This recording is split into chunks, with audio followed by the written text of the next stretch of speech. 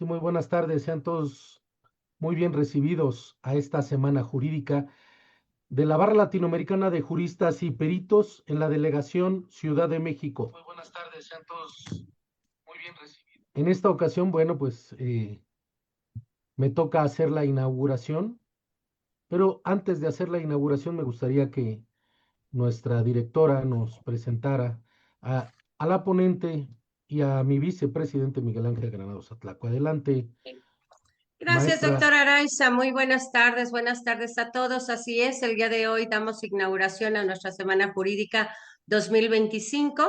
Ya con esto es nuestro tercer año en estos andares. Bien, pues el día de hoy nos vestimos de gala, estamos de manteles largos, tenemos una invitada de primer nivel. Y con ello voy a dar una breve lectura a su semblanza curricular y después a la semblanza del doctor Granados para que el doctor Araiza dé por inaugurada formalmente esta semana jurídica. La maestra Aide Elvira Trejo Molina es originaria de la Ciudad de México, cursó los estudios de licenciatura en la Facultad de Derecho de la UNAM, de la Universidad Nacional Autónoma de México, obtuvo el grado de maestra en Derecho Procesal Penal en el Instituto de Estudios Superiores de Derecho Penal y cuenta con la especialidad de Justicia para Adolescentes en la Escuela Federal de Formación Judicial. Durante su trayectoria en el Poder Judicial de la Federación, inició en el cargo de oficial judicial, después como secretaria de Juzgado de Distrito de Amparo en materia penal y Juzgados de Distrito de Procesos Penales Federales. Igualmente, ha sido secretaria del Tribunal Unitario en materia penal, todos los órganos jurisdiccionales con residencia en la Ciudad de México. Además, ha fungido como secretaria encargada del despacho en funciones de jueza y en funciones de magistrada. También ha asistido a diversos eventos académicos y se ha mantenido actualizada con un sinnúmero de diplomados, cursos y conferencias, especialmente en materia de derechos humanos, juicio de amparo y sistema penal acusatorio. Además, ha colaborado en la publicación de libros como lo son Casos Penales y Conversaciones con Grandes Penalistas de México. Actualmente se desempeña como secretaria del tribunal en el octavo tribunal colegiado en materia penal del primer circuito. Maestra, gracias por estar con nosotros. Encantada, es un placer. Muchas gracias a la Gracias. invitación a la Barra Latinoamericana de Juristas y Peritos y gracias por su amable invitación y el espacio que me conceden. Gracias, maestra. Y bueno, tenemos para inaugurar esta magna semana jurídica al doctor Miguel Ángel Granados Atlaco, quien funge como vicepresidente de la Delegación Ciudad de México de la Barra Latinoamericana de Juristas y Peritos. El doctor Miguel Ángel Granados Atlaco nació en la Ciudad de México, cuenta con 4 licenciaturas, es licenciado en Derecho, titulado con mención honorífica, licenciado en Lengua y Literaturas Hispánicas, licenciado en Ciencias Políticas y Administración Pública, titulado con mención honorífica, obteniendo la medalla Gavino Barreda con promedio de 10 en la UNAM. También concluyó la carrera de Filosofía en la Facultad de Filosofía y Letras en la UNAM, obteniendo de nueva cuenta la medalla Gavino Barreda. Actualmente bueno, también ha estudiado la especialidad en Ciencias Penales, maestría y doctorado en la División de Estudios de Posgrado de la Facultad de Derecho de la UNAM, obteniendo los grados correspondientes, todos ellos con mención honorífica. Cuenta con diplomados en estudios parlamentarios en la Facultad de Ciencias Políticas y Sociales de la UNAM, análisis político en la Facultad Latinoamericana de Ciencias Sociales y educación a distancia en Derechos Humanos. Ha sido abogado postulante desde 1985 con diversos intervalos. Inició su actividad docente en 1983, por lo que este año cumple 36 años de docente a nivel licenciatura y hace unos días recibió su reconocimiento y medalla por sus primeros 35 años de docente en la UNAM. Actualmente imparte cátedra en la Facultad de Derecho en la UNAM a nivel licenciatura. Imparte cátedra en muchas otras universidades con materias como Introducción al Estudio del Derecho, Teoría de la Ley Penal y del Delito, Delitos en particular 1, Delitos en particular 2 y Delitos Especiales, Filosofía del Derecho, Práctica Forense de Derecho Penal. Es docente en el programa de posgrado de Derecho de la UNAM y la maestría en Derecho Penal, impartiendo materias como Derecho Penal, Criminología y Criminalística.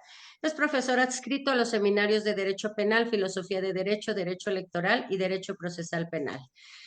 Ha dictado más de 110 conferencias en diversas instituciones educativas públicas y privadas, así como así como en la Asamblea Legislativa, la Junta Federal de Conciliación y Arbitraje, la Suprema Corte de Justicia de la Nación, el Instituto Nacional de Economía Social, en el Instituto Nacional de Administración Pública, Instituto Electoral del Distrito Federal, Comisión de Derechos Humanos de Distrito Federal, entre otras. En la Facultad de Derecho de la Barra Nacional de Abogados impartió clases de 2008 a 2013 en maestría. Actualmente en las materias que imparte cuenta con 18 publicaciones bajo el sello del Sistema de Universidad Abierta en la Facultad de Derecho. Y además elaboró un texto sobre Derecho Constitucional para el Otrora IFE, dentro de la serie Formación y Desarrollo. Es autor del libro Derecho Penal en México, publicado por Editorial Porrúa, y es en total autor de 13 libros de derecho, así como un libro de poesía.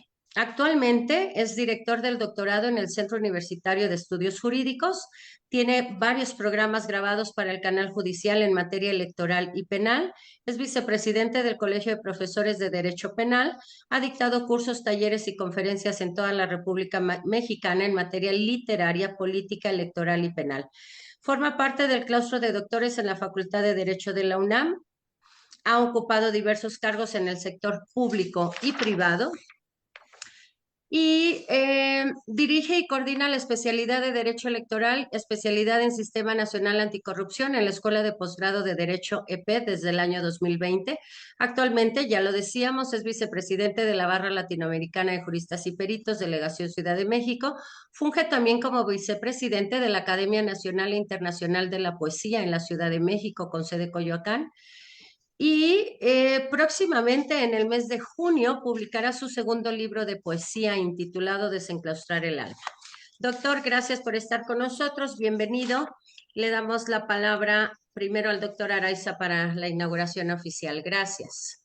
Siendo las 6:09 pasado meridiano, doy por inaugurada esta Semana Jurídica de la Barra Latinoamericana de Juristas y Peritos en la Delegación Ciudad de México.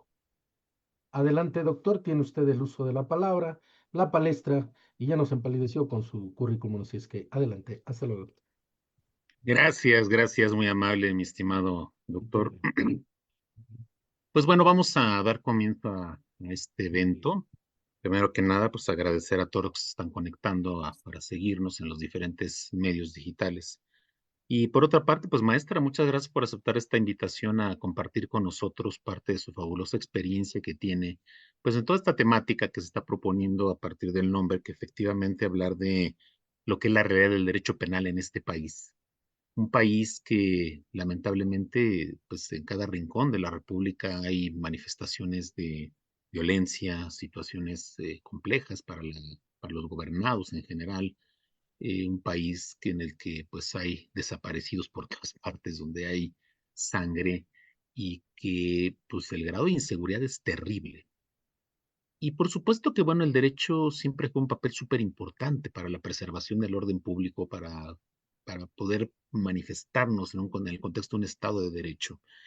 Y el propio derecho penal, el rol que juega, es un rol de suma trascendencia para buscar no solamente alcanzar los grandes fines que persigue el derecho, como el bien común, la seguridad jurídica, la propia justicia, sino que por supuesto también, pues cuando lamentablemente es necesario ejercer una suerte de fuerza sobre los gobernados que han tenido, pues a bien dejarse llevar por sus espíritus, por su espíritu intemperante, por sus apetitos delictivos, pues es necesario generar esta fuerza del Estado, que se ejerce pues precisamente a través de el jus puniendi, del derecho de sancionar, que se ha adjudicado y que se le reconoce como parte de la fuerza que tiene el Estado, ¿no?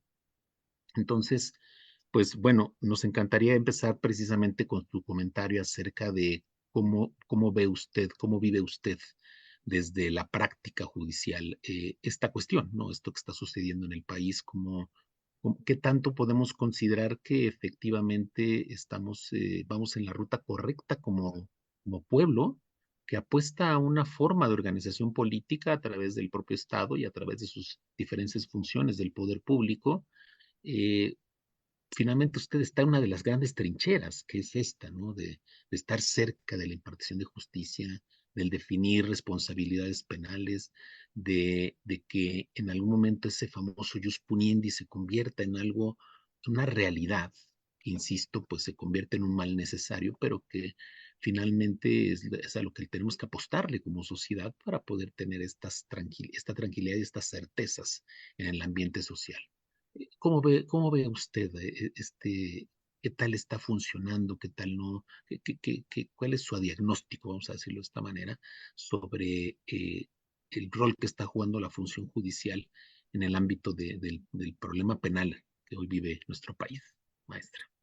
En efecto, doctor, como lo comenta, tristemente estamos viviendo una situación muy complicada en nuestro país, pero no es algo nuevo. Se agrava, es más visible, las personas alzan la voz, muestran su inconformidad, ¿verdad? Mucho tiempo considero que parecía una rutina el proceso penal. Había muchas deficiencias y lo lamento decir, ¿verdad? De esta manera, porque nos acostumbramos a recibir consignaciones, nos acostumbramos a calificar detenciones, no obstante que había violación de derechos humanos. Hay asuntos que prevalecen, que llegan a los órganos de justicia aún con severas violaciones de derechos fundamentales, con transgresión al debido proceso. Y las personas ya no están dispuestas. Y no solamente esto es una cuestión visible en la sociedad, sino también en los aparatos de justicia, ¿verdad? En los órganos de justicia. Nos damos cuenta que nos han rebasado la problemática social en nuestro país. Entonces, ¿qué sucede? Ante esta situación tan lamentable, viene una reforma al sistema de justicia penal. Desde mi punto de vista, porque conozco el proceso penal desde en mi labor jurisdiccional, cuando yo estuve en un juzgado de procesos penales federales hace algún tiempo, y puedo diferenciar, materialmente lo puedo diferenciar, lo puedo palpar. ¿Cuál es la distinción de un proceso penal en aquel momento y cuál es la distinción de un proceso penal ahora? ¿Sí? Apuesto porque el nuevo sistema de justicia penal sea una herramienta para poder, para procurar sobre la protección de los derechos de las personas, la persona procesada, la persona víctima, y que los operadores de justicia puedan intervenir de manera efectiva para que se logre ese cometido. ¿Qué pasa? Para mí vienen dos reformas constitucionales muy importantes, que sí hacen una diferencia. Hay un parteaguas del derecho penal antes y después. La de 18 de junio de 2008, relativa a la implementación del sistema penal acusatorio, ¿verdad? Que cobra una especial relevancia el artículo 20 constitucional. Nos podríamos llevar toda una plática, hacer un libro, analizar cada fragmento de este precepto, y no solamente sería ameno, interesante, constructivo y de mucha enseñanza, pero bueno, tenemos un tiempo limitado y creo yo que hay puntos que es importante destacar. El primero, se caracteriza como un proceso penal acusatorio y oral, ¿sí?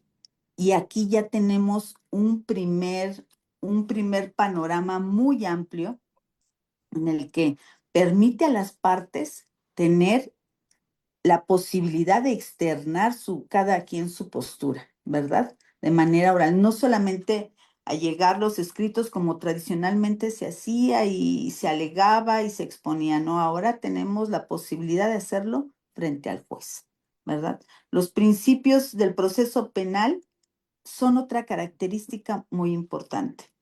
Yo hablaba me refiero a la publicidad, a la contradicción, a la concentración, a la continuidad, a la inmediación. Todos estos principios nos permiten que sea efectivo, ágil, y que además dar oportunidad a las partes de tener una mejor intervención en el proceso. ¿Qué pasaba? En aquel entonces se recibían las consignaciones, se libraba una orden de aprehensión y la orden de aprehensión era prácticamente la antesala de una sentencia. El desahogo de las pruebas se llevaba a veces de forma muy, muy común y muchas ocasiones los juzgadores pues no tenían de frente a las partes ni tampoco estaban en posibilidad de ver cómo se desahogaban esas pruebas. Hoy creo que, bueno, estoy convencida que el proceso penal acusatorio y oral sí permite una mayor amplitud para que las partes puedan intervenir, para que haya una mejor tutela de los derechos de las personas y para que sea más ágil. O sea, creo que vamos por un buen camino en ese sentido. Estructuralmente vamos por un buen camino. Ujú.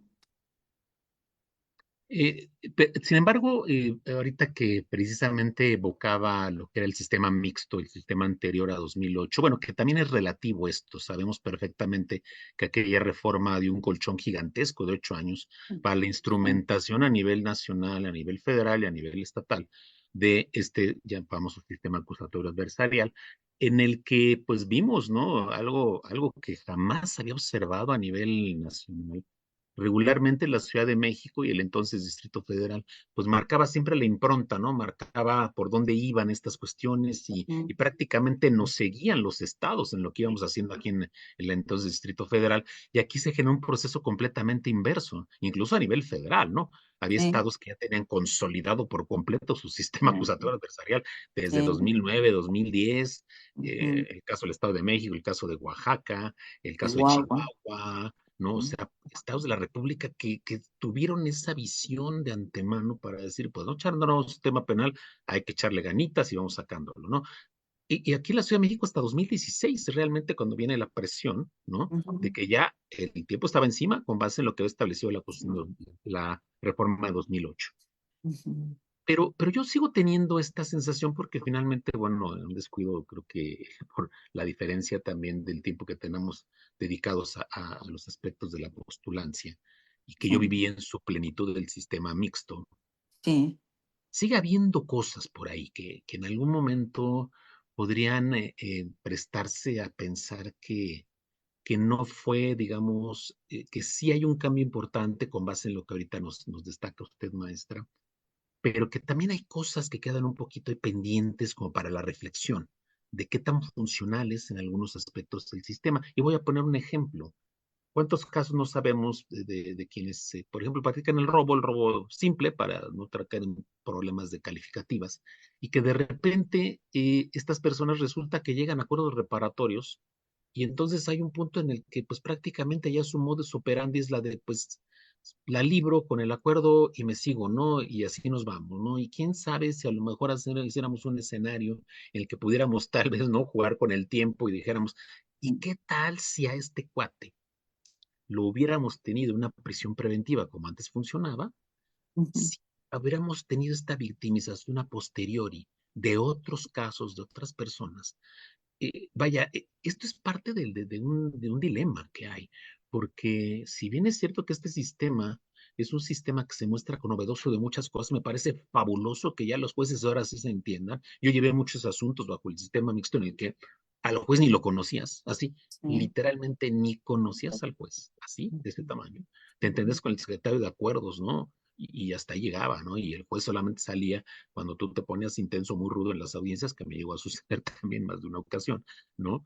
O porque saben que ya tienes cierta trayectoria en el ámbito profesional y como que la idea de quedar bien, etcétera, ¿no? Pero bueno, haciendo un lado esta parte, creo que sí es un avance maravilloso, ¿no? La pluralidad de jueces que van conociendo, que también esto nos ayuda aparentemente a darle mayor transparencia a un proceso. sí, El tema de cómo vamos cuidando los derechos humanos y las garantías tanto de la víctima como del imputado, que eso me parece también muy importante, que también cuidado, habría que revisar hasta dónde no estaríamos cayendo también en un exceso de garantismo, en donde pues a lo mejor hay evidencias contundentes de una suerte de responsabilidad y que curiosamente esto tiene que ver con el momento político que vivimos, porque lamentablemente se le hace pagar al juez lo que no hizo bien el fiscal, ¿no? Y en el ánimo popular campea esta visión. ¿Por qué? Porque tranquilamente encontramos autoridades que a eso es lo que se dedican, ¿no? A echarle la pelotita a otros y decir, ah, el juez corrupto, ¿por qué? Porque lo puso en la calle,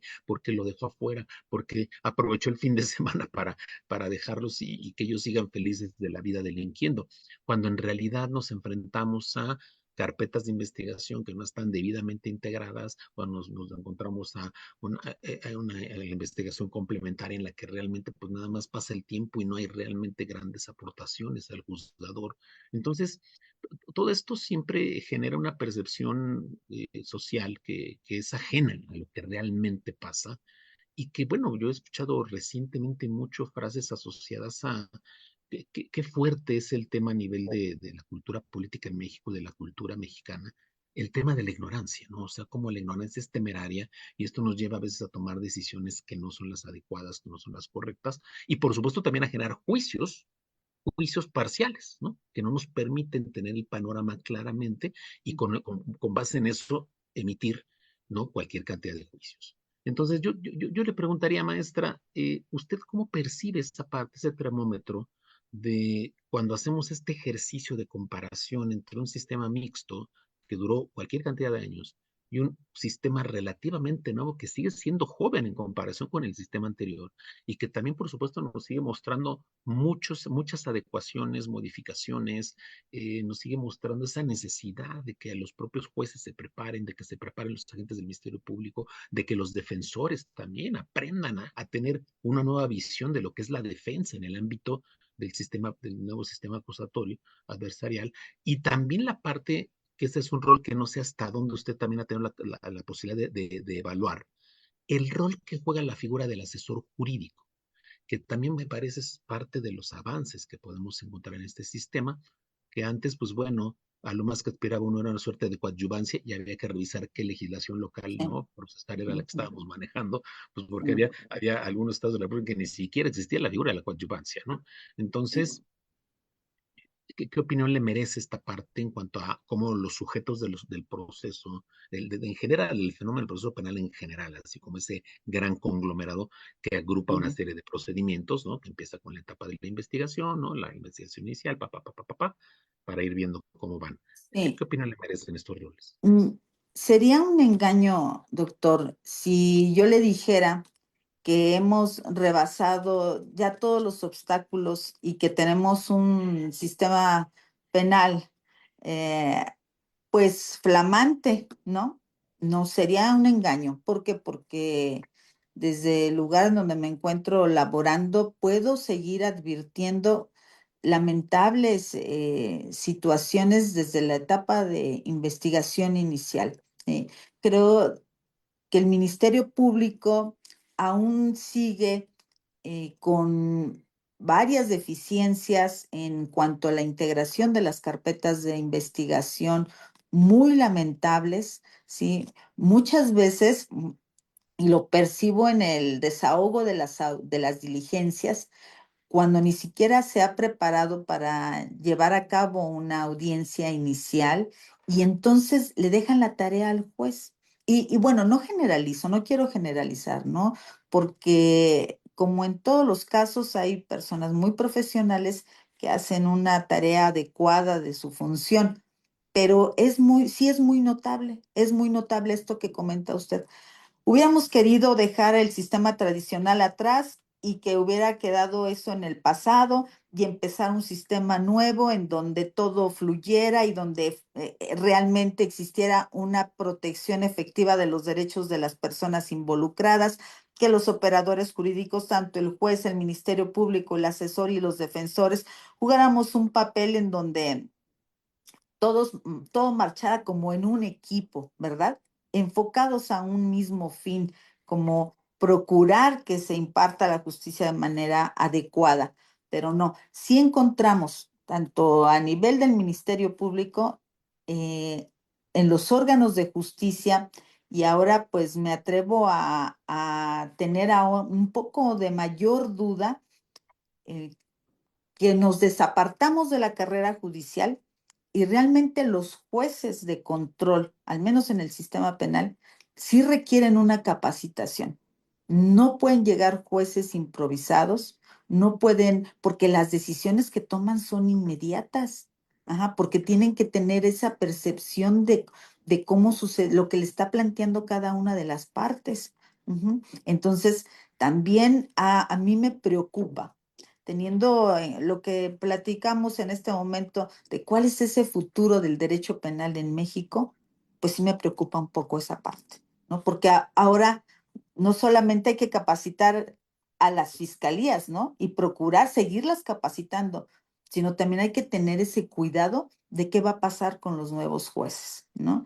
Los nuevos jueces y los nuevos juzgadores en nuestro país, porque el derecho penal involucra pues nada más y menos que la libertad de las personas, ¿no? Y ojalá y nada más quedara en la libertad de las personas, pero tiene muchas veces que ver con el impacto familiar, un impacto social. ¿Qué va a hacer esa persona sentenciada en, en el interior de una prisión? ¿Qué va a hacer esa persona sentenciada en la sociedad, verdad? ¿Qué posibilidades hay de que pueda cumplir como una nueva vida en sociedad, reintegrarse, ¿no? La reinserción social también. Entonces, em, luego, los defensores, pues también los defensores juegan un papel tan importante en tener esa compatibilidad con los órganos de justicia, ajá,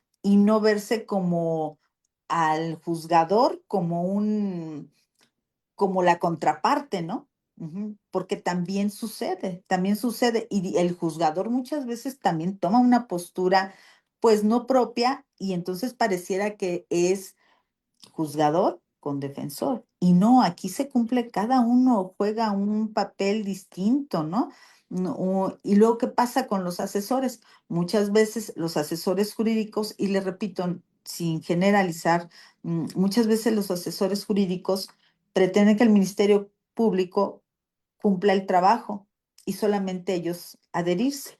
Otras ocasiones, el asesor jurídico toma la batuta e intenta hacer lo que le corresponde en cuanto a la representación de la víctima en el proceso. Yo creo que debemos pensar en un compromiso general de todos los operadores. Sí tenemos que comprometernos a sacar esto adelante porque además mm, nos está rebasando pues las situaciones de inseguridad en nuestro país, los delitos cada vez son más gravosos, más violentos. Ahora, pues tenemos un índice muy lamentable de violencia contra las mujeres, y todo eso, o sea, todo eso son indicativos de que algo no está bien en nuestra sociedad, ¿verdad? Ujú. Sí, y bueno, comparto por supuesto todo lo que ahorita estamos comentando. Efectivamente, me parece que eh, pues no fue como que el tiempo no alcanzó, ¿no? Para todo el aprendizaje y que sigue la curva de aprendizaje en muchos elementos. Y esto es lo triste, porque además parte de lo que se prometió con un sistema como del que estamos hablando, del acusatorio adversarial, eh, yo recuerdo incluso cómo si Platillo se hablaba de transitar y algo que es súper importante para efectos de esa primera fase, que es el tema de la investigación. Decir, caray, tener una policía auténticamente científica, que tenga las aptitudes y las capacidades para llevar a cabo una investigación, sin aspirar, por supuesto, a todos estos programas que vemos en la televisión, ¿no? Digo, tampoco somos así, digamos, tan soberbios con esta parte, pero sí, por lo menos, algo que sea mucho más digno en cuanto a buscar que finalmente, ¿qué se busca? Cuando impartimos justicia, cuando viene a cabo esta tarea estatal tan delicada y tan importante de la impartición de justicia, pues ¿qué es a lo que se tiene que apelar? Se tiene que apelar a la búsqueda de la verdad, así, sin adjetivos, porque ese es el otro problema, ¿no? El otro día estaba yo en una conversación con penalistas y se armó el debate acerca de que si la verdad histórica ya se había olvidado, que si eso ya no existía y que la nueva legislación procesal penal no pensaba en la verdad histórica. Bueno, es que finalmente en términos estrictamente hasta filosóficos y la verdad es la verdad, no hay verdades, no hay adjetivos para la verdad, no hay verdad a medias, no hay verdad histórica, no hay verdad nada, o sea, la verdad es esa coincidencia con lo real, con los hechos Ujú. reales. Y entonces ahí es donde viene el problema, porque precisamente parte del gran debate que se genera y parte, por supuesto, del gran problema que tiene que enfrentar en primer término, la gente del Ministerio Público, después la defensa, el propio juzgador en todas sus facetas dentro de todo el proceso, el juez de Sí. control, ¿no? El juez del tribunal de enjuiciamiento, todo lo Mm. que tiene que apelar a eso, a identificar la verdad sin adjetivos. Y entonces, no obstante, ¿qué sucede? ¿Cuál es el gran problema que enfrenta el juzgador? Y que creo que usted va a tener una experiencia gigantesca con esto, ¿no? Decir, bueno, es que hay una limitante, porque a mí se me ofrece una panorámica Mm. que proviene desde cómo se fue conformando la investigación inicial, la carpeta de investigación, y de ahí se decanta todo. Y entonces dices, ups, entonces quiere decir que si en algún momento yo puedo generar una, entre comillas, una verdad procesal, pues esa es la que tendrá que imperar y la que estará por encima de lo demás. Y la respuesta lamentable es sí. La respuesta lamentable es sí. Entonces, aquí creo que este es parte de un tema que vaya ya un poquito más elevado, un poquito más pensado en función de la filosofía del derecho penal, pero que tiene que seguirnos preocupando, porque cómo reducimos ese margen de error al enfrentar la verdad con la capacidad de los sujetos, con la capacidad de de las personas que forman parte de todo este escenario. Con eso es como reducimos, de una u otra manera, viene esta reducción del margen de error. Bueno, yo quisiera preguntarle ahora, realmente, ¿cuáles serían, ya se habló un poquito ahorita de ciertas virtudes que encontramos? em, hay un tema que sigue ahí en el aire, que es un tema que preocupa, por supuesto, porque pues el Estado mexicano, ¿no? Ante este imperativo de decir, oye, la prisión preventiva oficiosa, la prisión oficiosa, es violatoria de derechos humanos. Efectivamente tenemos, se supone, como parte de esos grandes principios que usted empezaba a semblantear, este gran principio de la presunción de inocencia, que nos llevó Sí. a temas muy interesantes. Por ejemplo, yo aquí adminiculándolo con el último tema que vamos a trabajar el próximo viernes, que es el tema electoral. ¿Cuánto tiempo se tuvo siempre la idea de que el sujeto que estaba en prisión preventiva, así, ligera, solamente prisión preventiva, no tenía derecho a votar? Y tan era así que jamás se visualizó durante décadas, jamás se visualizó la posibilidad de poner una casilla electoral en un reclusorio preventivo. Yo fui funcionario electoral muchos años y yo recuerdo que en alguna ocasión incluso alguien por ahí, ¿no? Y ya hablo de 2007, 2008, alguien por ahí de repente, en ese momento pareció una idea bizarra, ¿no? Es decir, tuvo la bizarra idea de decir, oigan, ¿y por qué no hemos puesto casillas en los reclusorios, ¿no? Yo hubo quien se rió, jajaja, ¿cómo crees? Pues obviamente no tienen derecho a votar, ¿no? Y la gran pregunta era, ¿y por qué no? ¿Verdad? Y esto ya cambió. ¿Por qué? Porque efectivamente, con base en esta presunción de inocencia, se tiene que decir, a ver, el que está sujeto a la prisión preventiva es una prisión que efectivamente tiene una finalidad distinta allá la imposición de la pena como tal, que eso es lo que hace cuestionar su idoneidad, ¿no? Ujú. Porque el hecho de que apliquemos la prisión preventiva parecería que ya estamos sancionando a quien no le hemos agregado una responsabilidad penal, que ahí es donde viene el cuestionamiento. Y como consecuencia lógica era una afectación adicional a los derechos políticos de la persona sin que tuviera repito, perfectamente identificada una responsabilidad penal. Entonces esto se tradujo en que ahora ya hay estos espacios para que voten las personas que están pues en esta condición, sujetos a una prisión preventiva de cualquier naturaleza que sea. Y a mí en lo personal, desde el punto de vista político, me parece un avance muy importante.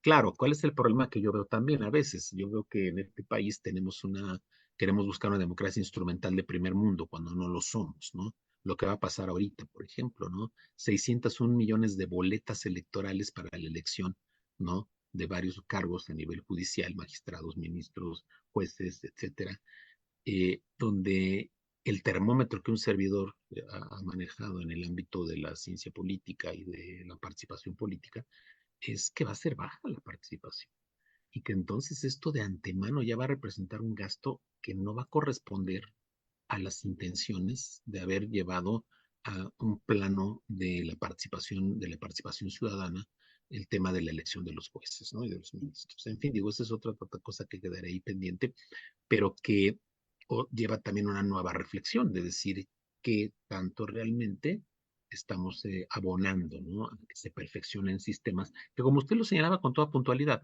claro que sería ahí un poquito fantasioso pensar que logramos la fórmula perfecta para la impartición de justicia, sobre todo en materia penal, ¿no? Que además, pues también es dicho sea de paso, nadie queda contento, ¿no? Una sentencia de 30, 40, 50 no les sirve a la víctima en ningún sentido, o a los ofendidos eventualmente. Dices, pues es que sí, ¿a mí de qué me sirve esto, no? Se pierde un poquito la visión. Me encantó lo que usted dijo hace un rato acerca de esta parte de cómo tendría que visualizarse ya la pena como tal, ¿no? Como la imposición de una sanción ya, el acto de punir, la punición estatal, eh, como este afán que la propia Constitución reconoce y recoge como la idea de una reinserción social, que a lo mejor ahí es donde estaríamos fallándole, ¿no? Hoy hacía un ejercicio con mi grupo de un grupo de Derecho Constitucional en el CUEG, y hoy hacemos un ejercicio y les preguntaba, ¿qué harían ustedes con 12,000 millones de pesos? Y empezaron a dar un montón de ofertas, y una de mis alumnas dijo, yo buscaría perfeccionar el sistema penitenciario para que sea una realidad la reinserción social.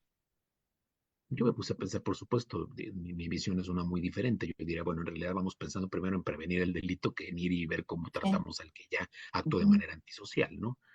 Pero fue muy interesante su enfoque porque fue la decir, híjole, es que, ¿qué es lo que hemos hecho? Y es la pregunta que sigue, precisamente, decir, bueno, ya, fuimos hacia un sistema acusatorio adversarial, reformamos la Constitución, quedó bellísimo esta parte en el 2008, generamos un Código Nacional de Procedimientos Penales, que esto también me parece un avance súper importante. Yo cuando fui director de lo contencioso del Senado de la República sufría porque de repente había situaciones penales en Guanajuato, en Tabasco, en Querétaro, en San Luis Potosí, en Hidalgo, en Chihuahua, en Sonora, y era, pues ponte a revisar los códigos de procedimientos penales de cada entidad federativa para ver por dónde iba el tema, ¿no? Y, o sea, porque por muy semejantes que fueran algunas cosas, había otras variantes realmente incluso significativas y en algunos casos, debo decirlo, hasta absurdas, ¿no? Ujú. Aquí en la Sí. Ciudad de México no nos imaginamos ni de broma la querella por un homicidio culposo, por ejemplo, ¿no? Ujú. Ujú. Y descubrí que sí se requería la querella en San Luis Potosí, por ejemplo, ¿no? Para un homicidio culposo, estoy hablando de los 90, ¿no? Entonces, Ujú. dices, qué bueno que fuimos hacia un Código Nacional de Procedimientos Penales, que ahí va a quedar pendiente una preguntita. Vamos a entrarle por ahí al ratito, pero ahorita me encantaría que le entráramos primero por esta parte de decir, bueno, a ver, ya quedó la parte procesal. ¿Qué podríamos hacer? ¿Qué podríamos hacer ya para pensar que esto se convierta en lo que usted ya adelantaba, en cuanto a esa visión que deberíamos tener todos de la pena, como una misión que ya la Constitución establece de reinserción social? En su perspectiva, ¿cómo podríamos, incluso fíjese la pregunta, incluso desde la visión de la función judicial, ¿cómo podríamos aportar, cómo podemos contribuir? ¿Qué herramientas tenemos como para que se convierta en una auténtica, ¿no? herramienta la pena de prisión para la reinserción social? Porque si esa es la dinámica, la esencia de la misma, híjole, la experiencia nos está diciendo una cosa muy distinta, ¿no? Sí. Entonces, no sé cómo ve usted, maestra, esta parte. Sí, y es que no podemos desvincular la función judicial, efectivamente, o sea, de la reinserción de penas, la reinserción social, perdón, pero no nos podemos apartar de lo que se vive en las prisiones. Hay un aparato que no nos permite avanzar, y esto también lo vemos en la actualidad. Si se escucha muy fabuloso el decir necesitamos y queremos y vamos a procurar que el trabajo, que la educación, que la capacitación para que salgan y sean, que aporten nuevamente a la sociedad. mm, Eso no solamente depende de la persona que quiere regresar a la sociedad. No, también depende de las condiciones que se viven en prisión. Y yo le voy a decir que no, ahí, desde mi punto de vista, es muy lamentable, a lo mejor muy particular mi percepción, pero no hemos avanzado. No hemos avanzado. En prisiones se viven situaciones muy lamentables. No tenemos los recursos, no tenemos las posibilidades de brindar a las personas internas esas opciones para capacitarse, para estar cerca de sus familias, para ver la vida de una forma distinta, que realmente ellos quieran salir y ocuparse en ser elementos de bien para la sociedad. No, no tenemos esos elementos. Entonces sí tenemos por ahí la Ley Nacional de Ejecución Penal y tenemos beneficios y tenemos, bueno, no impongas penas tan severas. Por ahí hay algunos que dicen esa postura, otros dicen, no, es que se necesita mayor tiempo en prisión. Pero a ver, ¿qué tanto es necesario ese tiempo en prisión si no tiene las condiciones para que se logre la reinserción? ¿Y en qué riesgo estamos si las penas son menores? Porque como usted bien lo decía, entonces, ¿dónde está ese miedo o ese temor, si se le pudiera llamar de esa manera, ¿no? A ya no querer cometer ese delito, o sea, ya no volver a cometerlo. ¿Por qué? Porque la experiencia que tuve dentro no me favoreció. Entonces, ¿qué pasa? Pues quisiera no ser tan pesimista, doctor, quisiera no ser tan pesimista, pero nos falta mucho, nos falta mucho. Pienso yo que con la reforma y la implementación del sistema penal acusatorio dimos un gran paso, pero no es suficiente legislar.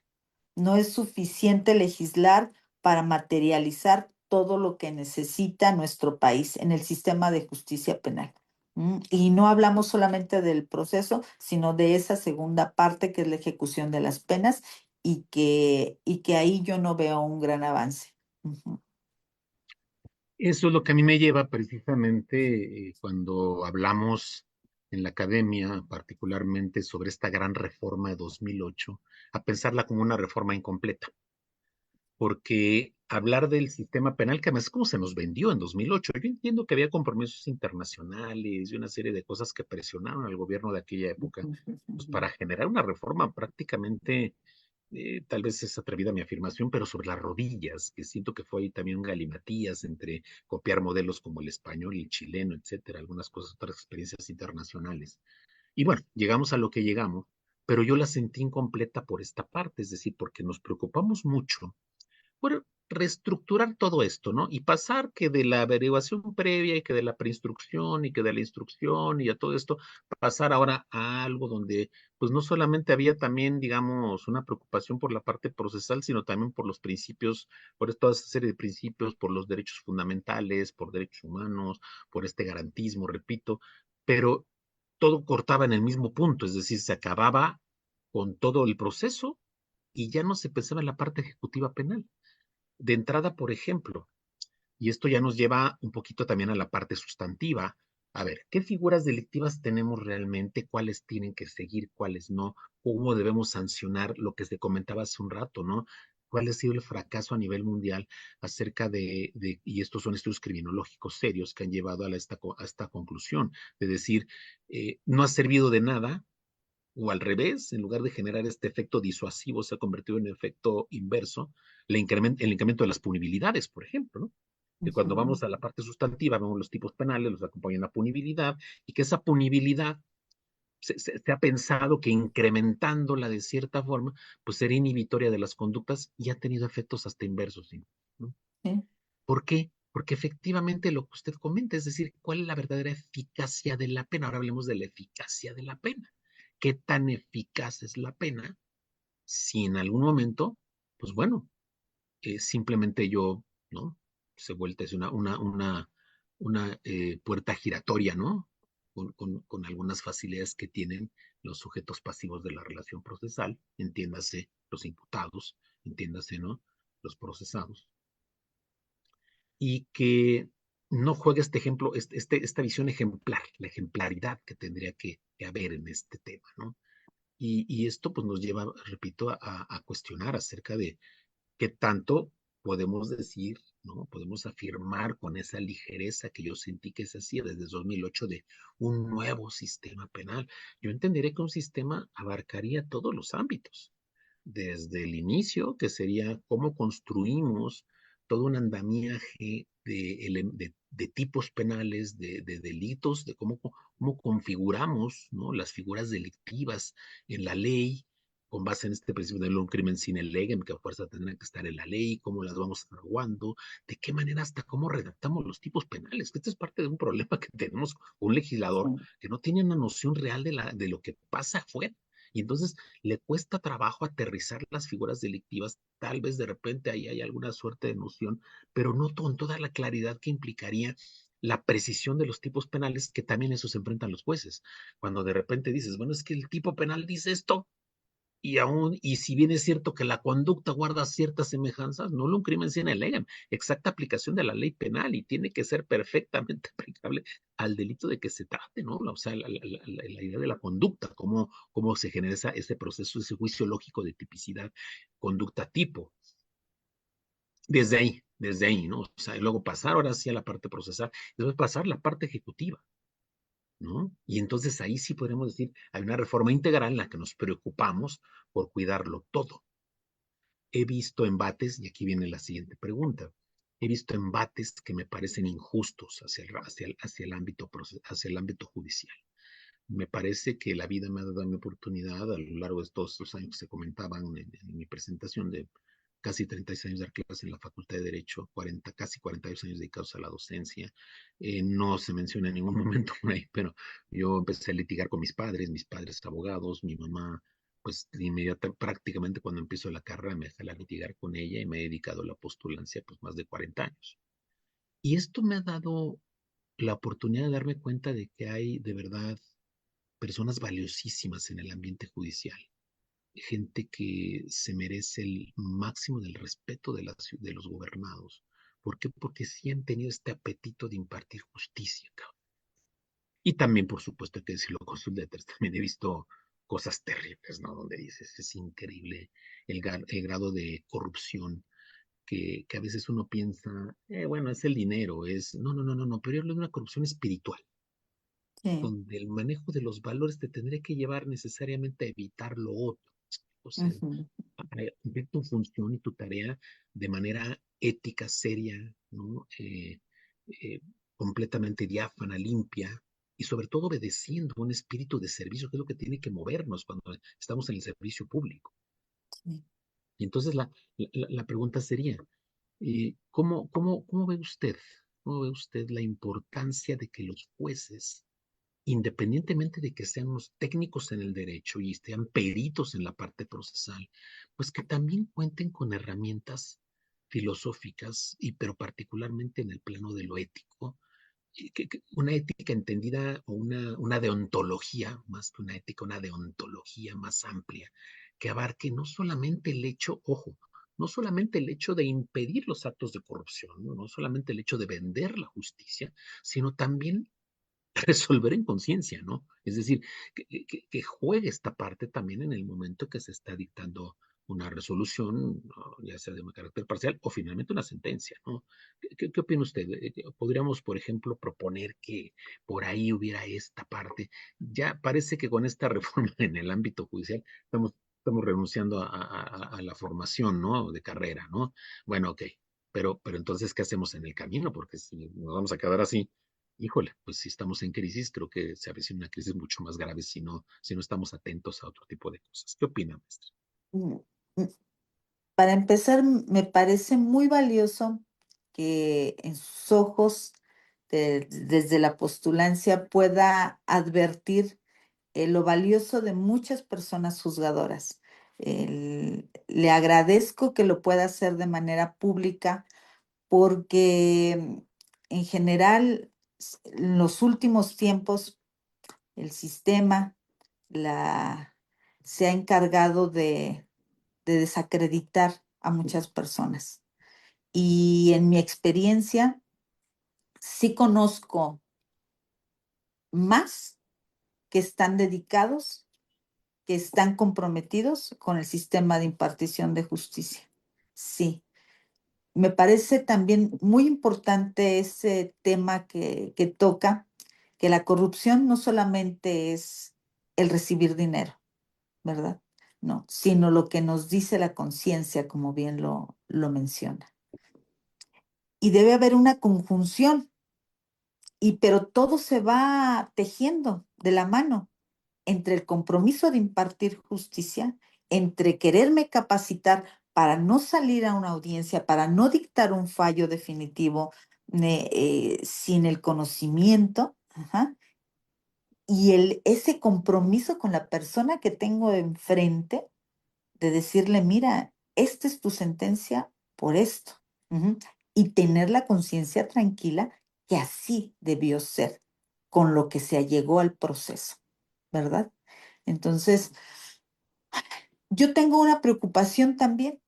Ujú. Tengo una preocupación de que nos olvidemos de la capacitación, porque le repito, es algo que tiene que ir de la mano. Porque en esa capacitación también se van formando los valores, se van robusteciendo los valores de qué es lo que es, cuál es el papel que está jugando el juzgador en la sociedad. Ujú. Entonces, no solamente basta llegar al cargo, es necesario continuar. Ujú. Es necesario continuar aprendiendo, capacitándonos. Entonces, claro que me preocupa esta reforma, ujú, porque salen personas muy brillantes, salen personas que han estado comprometidas en donde no se ha comprobado una imputación directa de un acto de corrupción, sino que se generalizó y van a salir todos. Ujú. Y sin tampoco comprometer mi comentario de que puedan entrar otras personas que no, pero no sabemos, pero tampoco sabemos porque si bien la sociedad quería un sistema de justicia, pero también tenía algunos errores de apreciación. ¿Dónde empezaba la impartición de justicia? ¿En dónde estaba la función de los juzgadores? ¿Dónde empezaba la función de los juzgadores? Entonces, pues mire, yo pensaría, quiero pensar que se tienen que implementar estos mecanismos de capacitación constante. Sí deben permanecer, se debe buscar porque así sean. Y la sociedad desde su trinchera lo debe reclamar, lo debe reclamar. Y el Poder Judicial, ajá, local, federal, ujú, debe aceptar, ajá, ese reclamo, porque ya salimos a las calles, ajá, porque ya nos pusimos de frente a la sociedad. Y ahora te digo, ¿quieres una justicia más cercana? Ajá. Entonces nos expusimos delante de la sociedad y ellos tienen el derecho de reclamar esa justicia cercana, esa justicia que tanto necesitan, ¿verdad? ¿Y cuál sería el compromiso? Pues hay que seguirnos capacitando y no solamente en las cuestiones técnicas, ajá, sino como bien usted lo destaca, en qué hay con mi interior, qué hay con esa conciencia judicial de lo que se va a resolver. Ujú. Porque cada asunto amerita un compromiso de un impartidor de justicia. Ujú. No solamente con el justiciable, con la persona procesada, sentenciada, con la víctima, sino consigo mismo, ujú, con la sociedad que me rodea, con mis hijos, con mis padres, con mis hermanos. A todos hay que darle cuenta. A todos hay que darle cuenta. Sí, sí, me parece que esto que comenta al final es de suma importancia porque tiene que ver con un fondo muy, muy trascendente, que es esta idea de cómo juega la parte ética en la impartición de justicia. Yo en alguna ocasión, platicando con alguno de mis hijos, le decía que de verdad Miguel Ángel Granados Atlauco jamás se sentiría a gusto de saber que un peso que utilizo para darle de comer a cualquiera de mis hijos tiene un origen ilícito, ¿no? claro. origen en la corrupción. Y esto creo que es algo que pues también se va soslayando, se va perdiendo, ¿no? Sabemos perfectamente, por ejemplo, desde la óptica de las fiscalías, pues, cómo se manejan ciertas cosas, ¿no? Que a veces en la agencia investigadora pues hay un precio, ¿no? Para impedir que se continúe con una carpeta, para que se inicie una carpeta, para que se le dé, ahora sí que voy a hacer un juego de palabras para que se le dé carpetazo a la carpeta, ¿no? Y ese tipo de cosas que dice uno, bueno, ok, esa parte pues creo que sabemos que sucede, no podemos tapar el sol con un dedo, sucede, y aquí es donde otra vez entra el problema de lo que ya se comentó también, esa percepción social de que la corrupción está en el ámbito judicial, de que es el juez el malo del cuento, que es el juez el que en algún momento llega y dice, pues a mí no me importa lo que vino y dijo el Ministerio Público de ti, te vas a la calle. Cuando realmente toda esta tarea tan importante que está en manos del fiscal, pues si hay un punto, hay recovecos, detalles como asociados, por ejemplo, al tema del debido proceso, ¿no? Pues perdón, ¿cómo le explicamos a los gobernados que un juez está atado de manos cuando tiene que revisar la legalidad de la detención, ¿no? Y que de repente, a la hora que quiere hacer esa revisión, resulta que le dicen, oye, juez, mira, ve, el sujeto fue retenido, ¿no? Por la policía a las 10 de la noche y lo pusieron a disposición a las 3 de la mañana. ¿No? Y la agencia investigadora estaba a 15 minutos, a 10 minutos de donde fueron los hechos. Entonces, por ejemplo, ¿no? Donde dice, pues al juez lo atendemos, espérame tantito, o sea, ya no puedo entrar ni siquiera al fondo, no puedo entrar al fondo, que esa es otra parte que la ciudadanía no entiende, ¿no? ¿Cómo, en qué momento el juzgador no puede entrar al fondo, dado que las primeras revisiones que hace en la audiencia inicial, pues tienen que ver con elementos procesales, con los derechos humanos, tiene que ver con la legal detención, tiene que ver con una serie de cosas que están asociadas a estas garantías básicas que se tienen. Entonces, pues hay una ceguera que nace de la ignorancia, pero también sesgada, ¿no? Sesgada por quienes les interesa que, que, que la función judicial no sea una función a la que se le dé ni el mérito ni el reconocimiento y mucho menos el respeto que se merece. Entonces, si desde ciertas trincheras se maneja esto, pues es lógico que el ciudadano de a pie, que no está preocupado por siquiera culturizarse un poco en cuanto a estos temas, pues no hay manera de que gocemos de otra perspectiva, de otra forma de mirar. En fin, eh, ¿cuál sería desde su óptica, digamos, ya pensando en función de cada una de las distintas funciones que hay ahora con esta cantidad de jueces? Que primero me gustaría que hiciera una radiografía, ¿no? Una radiografía de cómo está dando esta secuela judicial, que no es como antes, ¿no? Que teníamos un solo juez que conocía de la preinstrucción hasta que dictaba sentencia, vamos, ¿no? Y hoy no, hoy tenemos unas secuelas, ¿no? Unas secuelas que van siendo marcadas por precisamente las diferentes etapas del proceso penal. Cada procedimiento, ¿no? Hay un acompañamiento de distintos juzgadores. ¿Y cómo opera esto? Así, grosso modo, para que lo ilustremos a quienes nos están escuchando, que la gran mayoría de ellos son estudiantes. Y de ahí la pregunta sería también, o sea, o como parte de su opinión, es decir, bueno, y cómo lo vea, es decir, esto es algo que nos ha permitido avanzar en algún momento, como lo he escuchado en otros contextos, ¿no?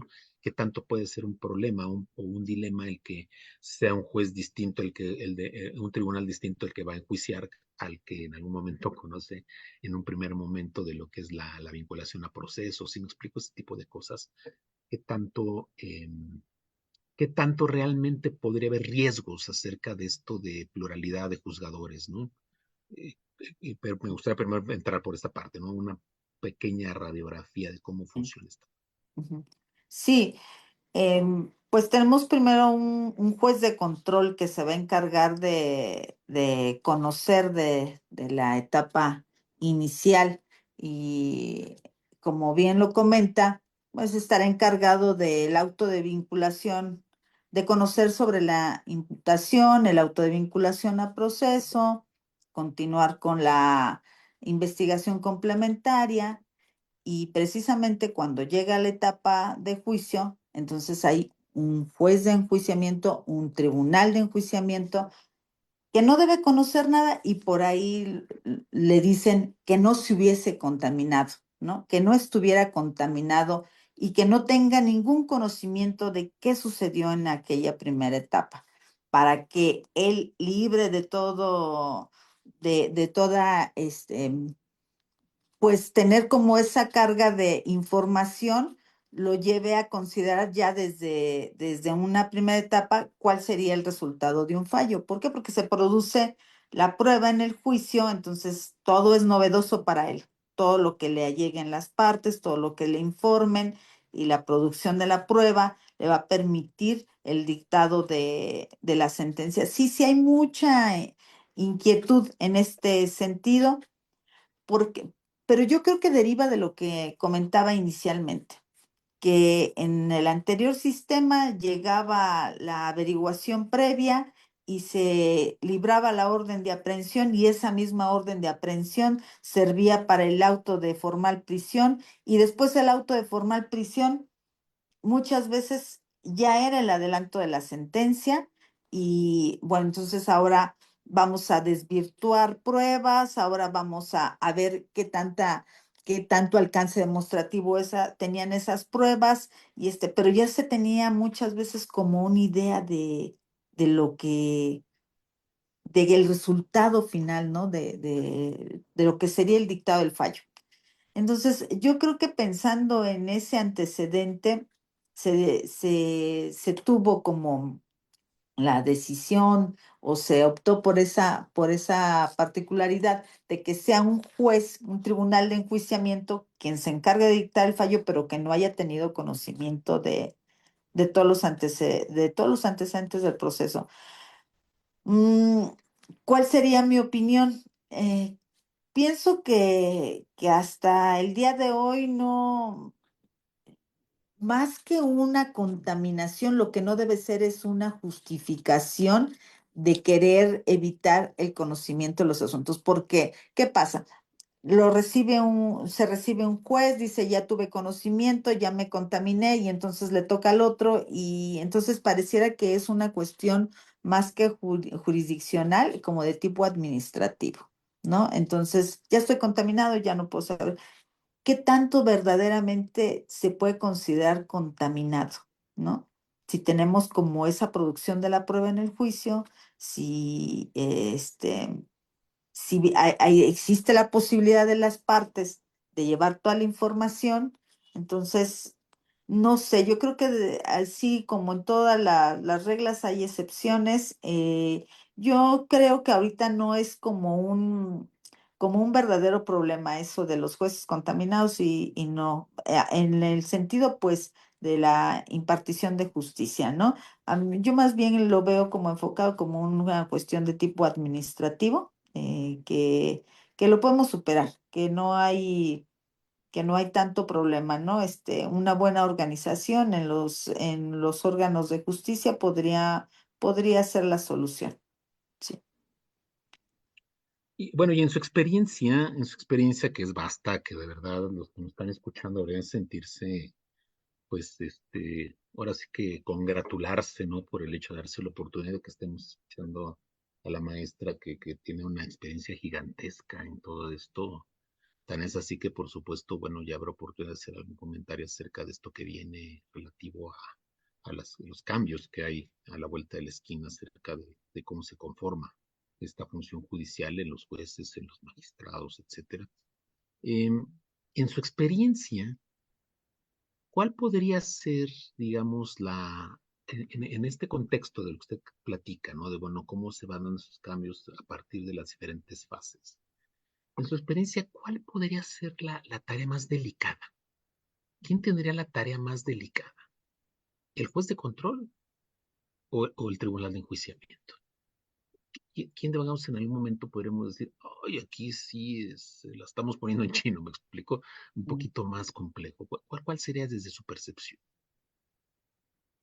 Ay, doctor, y sí, sí le hablo desde la voz de lo que mis ojos han podido ver. Eso, Sí, es que eso es lo que quiero, eso es lo que ajá. quiero que desde su Sí, sí, sí, óptica, su sí, experiencia nos sí lo diga. mire, porque el juez de control toma decisiones muy importantes el control de la detención, como dicen. Y le voy a decir por qué, porque y para esto me voy a referir a un asunto en particular.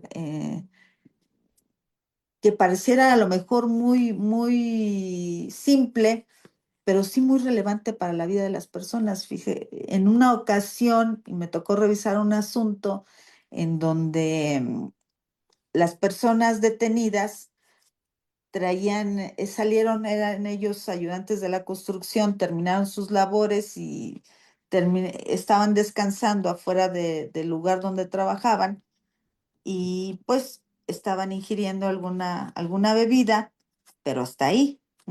Su sábado terminaron y vamos a relajarnos. Pues resulta que llega una unidad de seguridad y los detiene.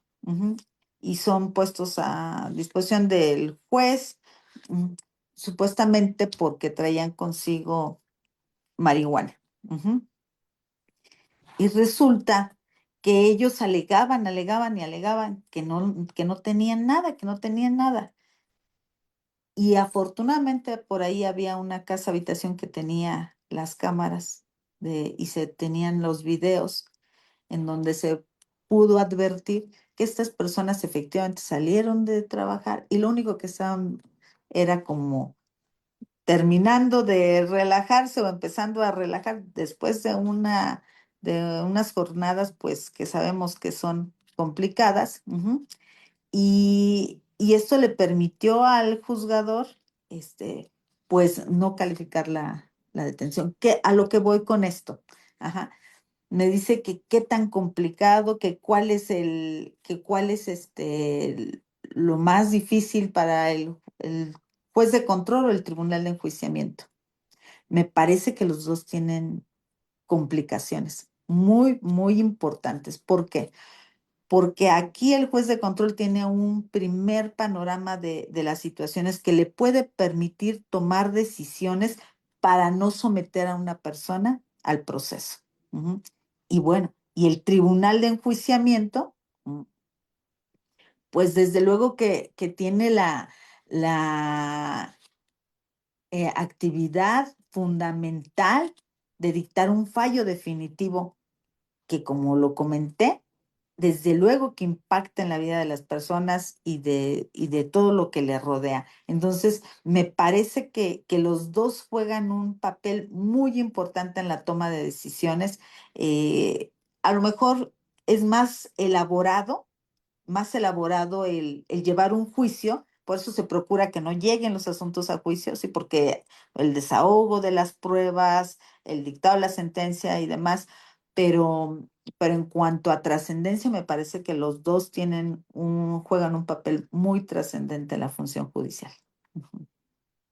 Muy bien. Sí, bueno, pues le voy a ser honesto, la verdad es que es la respuesta que esperaba yo, porque para mí la tarea de impartir justicia es una tarea realmente muy elevada, muy compleja, donde entran en juego todos estos elementos que hemos mencionado, pero en donde particularmente se ve reflejado este conocimiento, el conocimiento técnico de lo que es la parte procesal, que ese es mi temor de lo que viene, ¿no? O sea, Mm. si van a llegar personas con la plena inexperiencia de estos temas, pues ahora sí que qué va a suceder si no cuentan con estas herramientas y se basan solamente prácticamente en dichos o en alguna experiencia somera, ligera sobre toda esta temática, pues no nos va a funcionar, por supuesto, vendría una crisis gigantesca en este punto, ¿no? Y me viene a la mente precisamente ahorita que hablaba esto de impedir o de evitar llegar más lejos, ¿no? En todo lo que es la secuela procesal. Me viene a la mente la figura del procedimiento abreviado. ¿Qué opinión le merece la manera en que se maneja legalmente a nivel legal? Y bueno, ¿qué tan operante ha sido en su perspectiva también en su experiencia judicial, esta figura del procedimiento abreviado? Creo que es una oportunidad de terminar el proceso, sí. Aquí donde sí me genera algunas inquietudes es en las propuestas del Ministerio Público. ¿Qué hay atrás de esas propuestas? Entonces, es lo que a mí se me hace preocupante.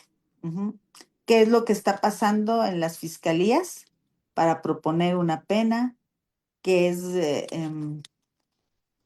en realidad la figura pues me parece como un elemento importante del proceso pues para no tener que llegar a juicio. Sí, sí, sí, por todo lo que implica, ¿verdad? Porque al final, bueno, se va a imponer una pena y demás. Pero a mí más me preocuparía esas propuestas ministeriales.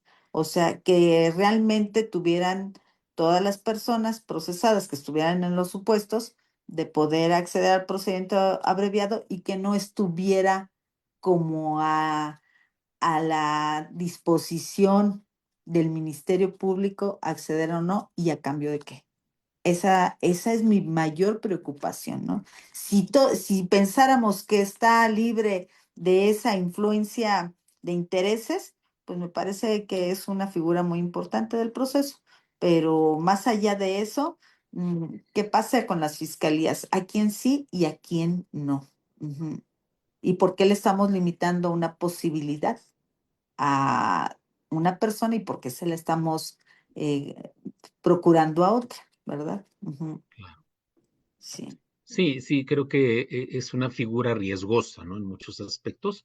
Y en esta parte me parece que más claro, no podría haberlo dicho usted, ¿no? Cuando dice, ¿qué mueve? ¿Qué hay atrás de que el agente del Ministerio Público, ¿no? Vaya en la propuesta, ¿no? En la propuesta específica que se hace.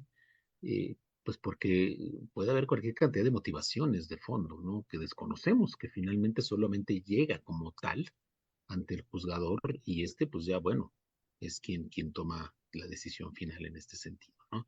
Y bueno, estos riesgos, creo que esto que nos estás comentando nos ha dado una radiografía muy importante, muy interesante del fenómeno penal en México. Eh, Tal vez sería interesante también un poquito pensar acerca de, con base en esa experiencia también, qué tanto podríamos nosotros repensar algunas figuras delictivas. Y voy a poner un ejemplo, ¿no?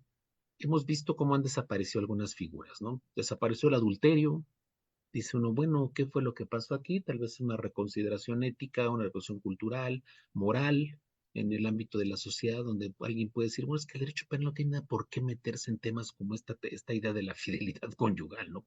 ¿Por qué no?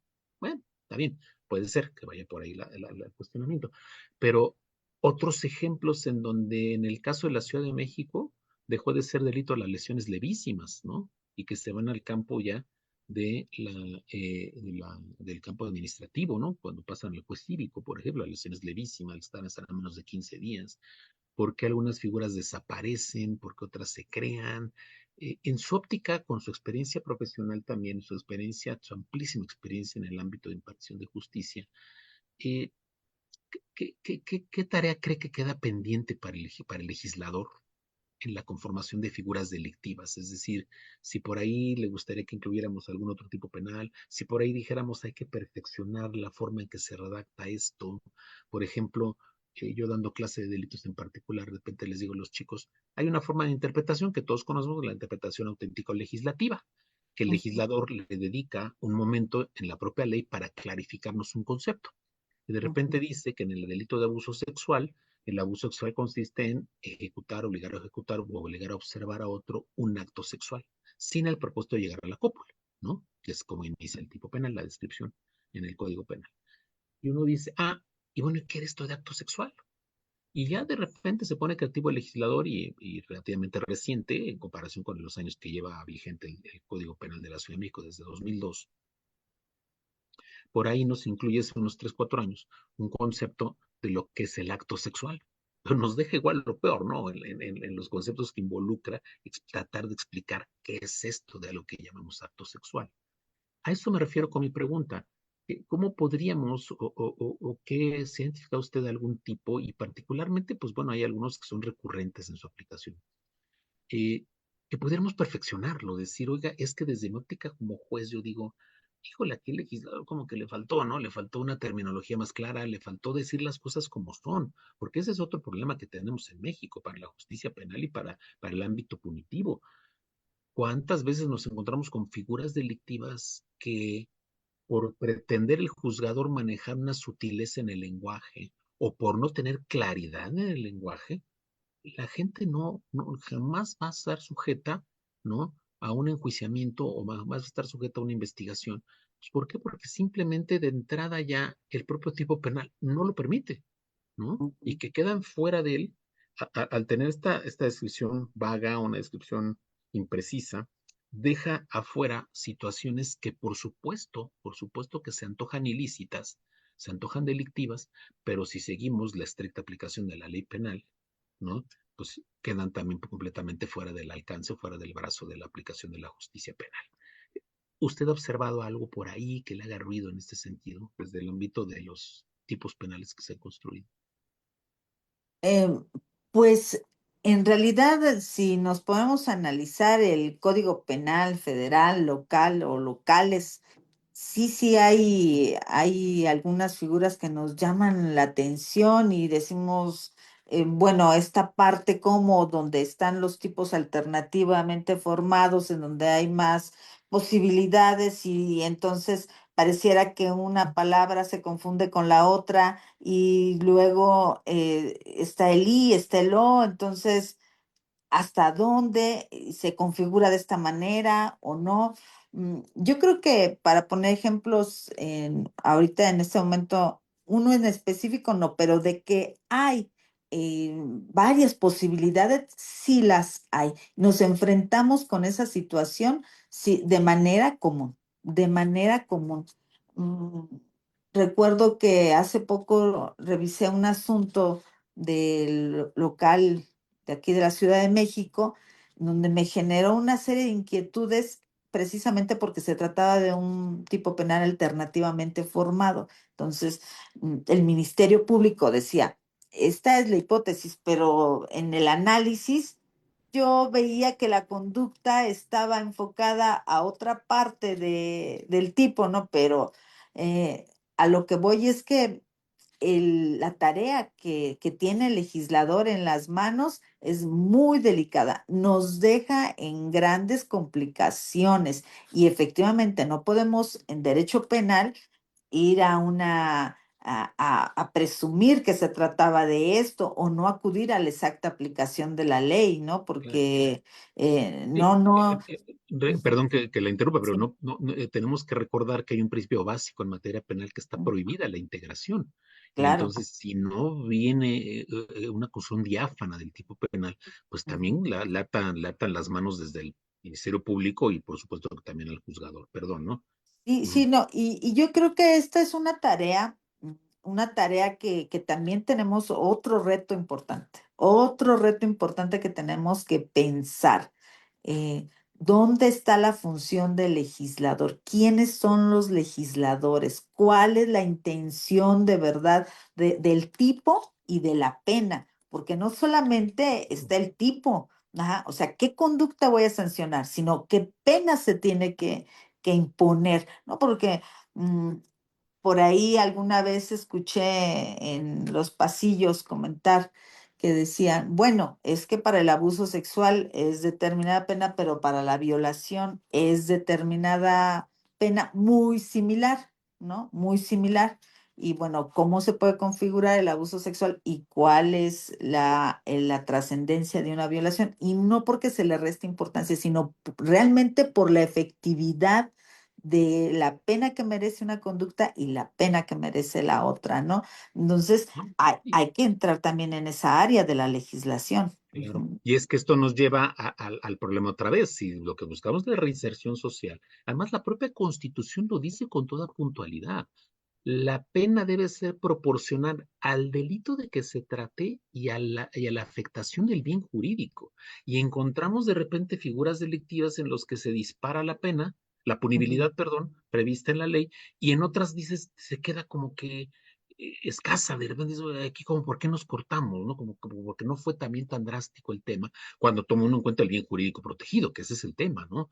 Bien Ujú. jurídico, proporcionalidad, ¿no? Ahí es lo que habría que tener. Y bueno, me, Y me encanta que usted tenga esa sensibilidad para darse cuenta que el punto de partida es súper importante, ¿no? O sea, desde el universo penal ahí empieza, ¿no? Empieza desde que hay un legislador que se supone que tiene que ser el receptor de las inquietudes sociales, de los intereses de la colectividad, que tiene que aterrizar, que tiene que encontrar la herramienta, la manera de proteger esos bienes jurídicos de relevadísima importancia para una sociedad de Mm. trascendencia inusitada, que no pueden ser soslayados, que no pueden ser simplemente ignorados, que hay que protegerlos, blindarlos a través del derecho penal, ¿no?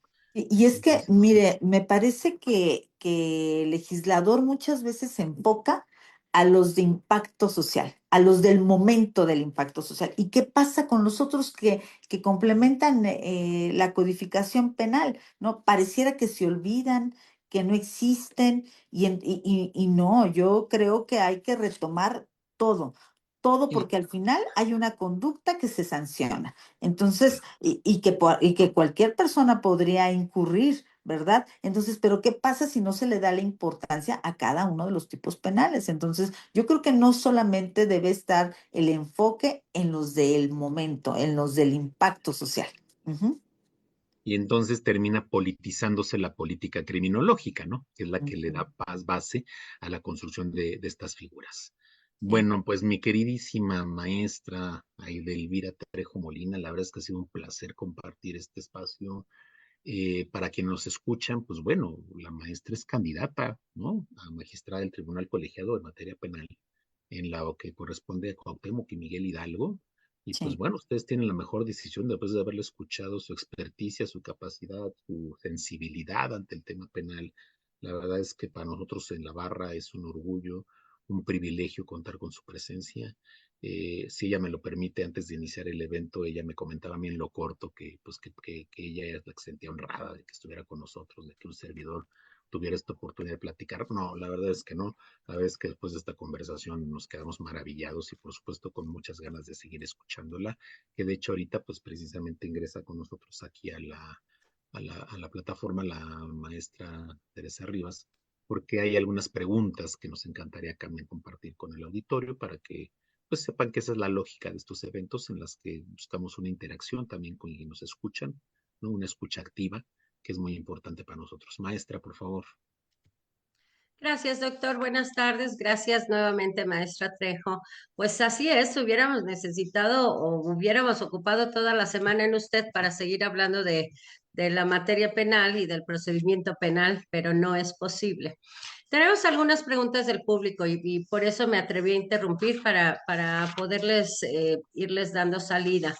Esta es pregunta directamente para la maestra Trejo. Dice, sí, nos falta mucho, pero ¿cómo podemos hacerle nosotros como sociedad y ustedes como autoridad para lograr un verdadero cambio? ¿Qué propone usted, maestra? Sí, primero, no hay que detenernos. Como sociedad no hay que detenernos. ¿Por qué? Porque hay muchos delitos que no son denunciados y hay que denunciar.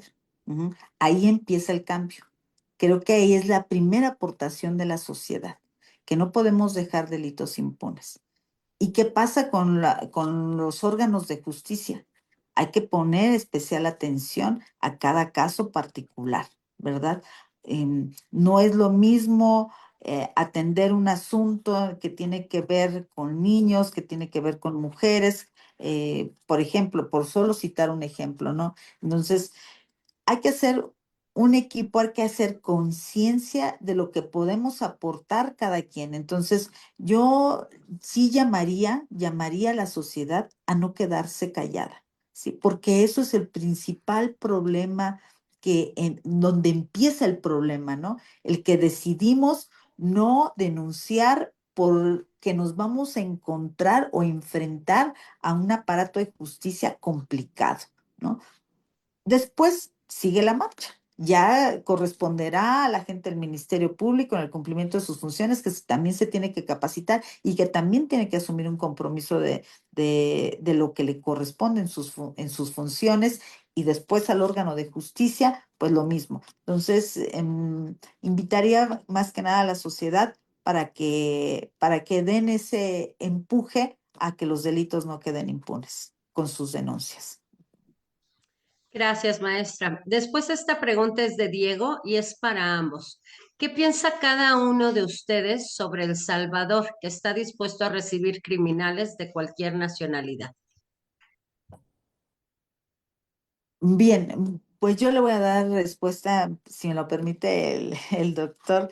Em, ¿Qué pienso? Creo que la política criminal en cada país es diferente. En El Salvador se están dando cuestiones, pues, que a vista de muchos parecieran novedosas, a vista de otras parecieran muy radicales y en otras muy efectivas también. Entonces, que reciba a delincuentes de otras nacionalidades, el presidente muy respetuosamente creo que está asumiendo un compromiso pues muy amplio, porque si lo vemos que los sistemas lo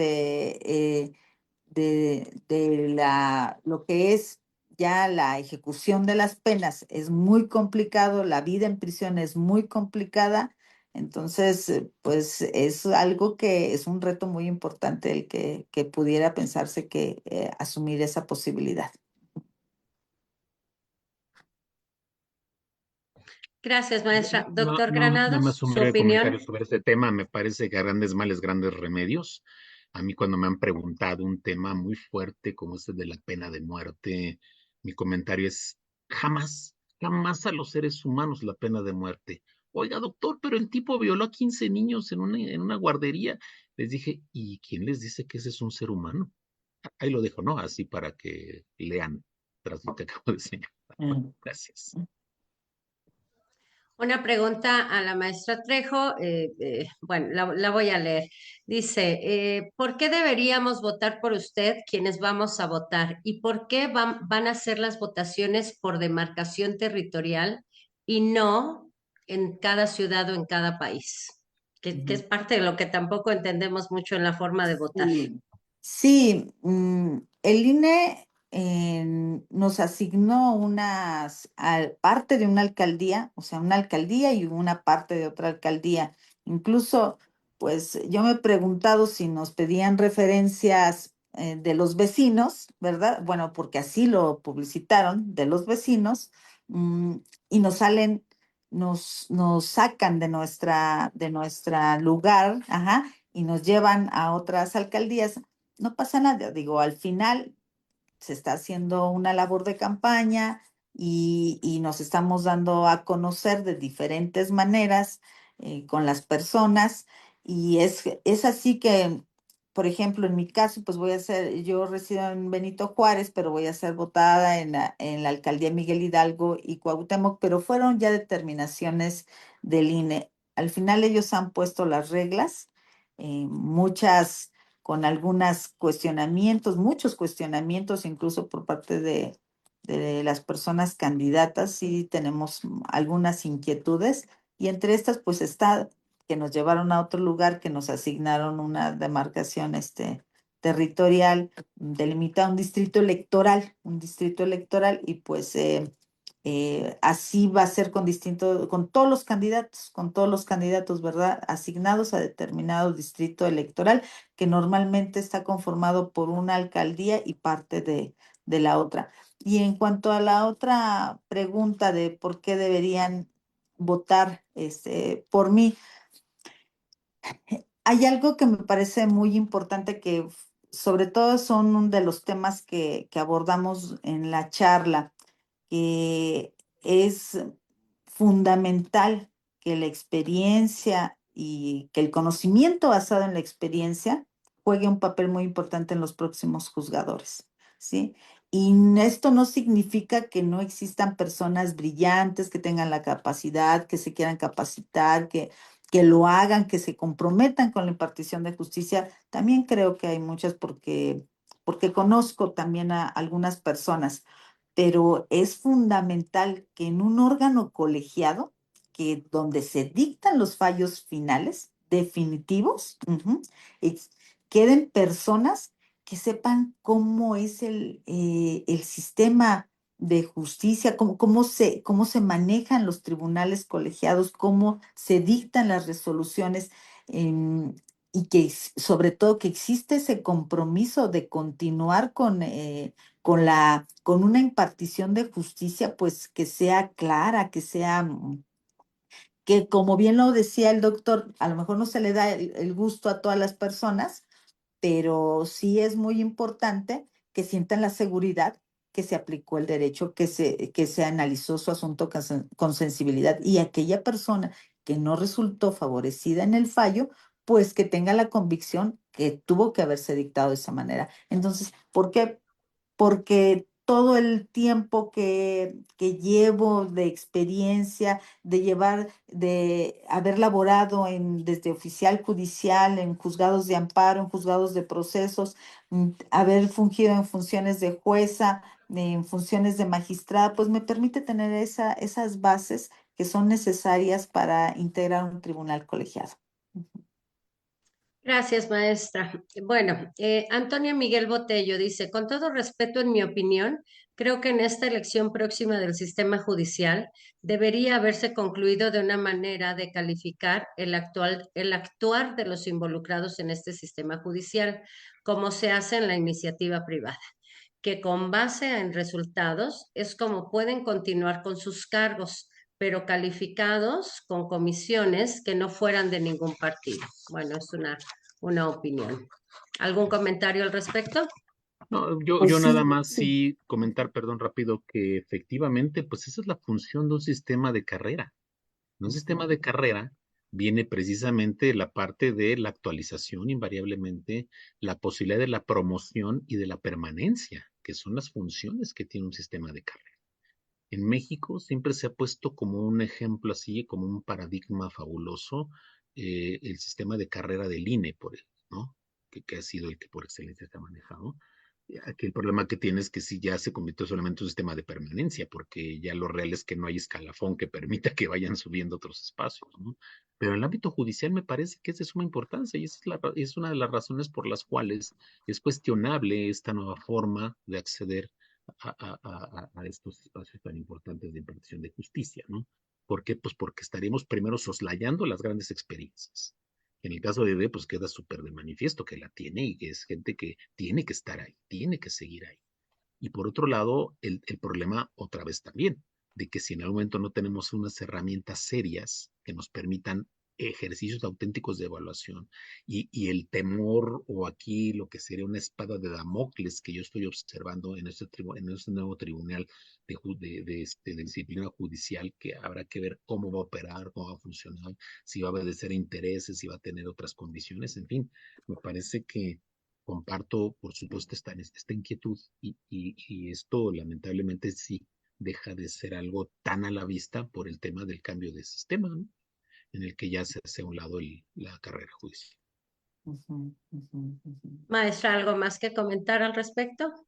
Y yo creo que hay que procurar nuestro voto informado y responsable, hay que procurar por las personas de carrera judicial, ¿sí? Porque no es un tema sencillo, no es un tema a la ligera.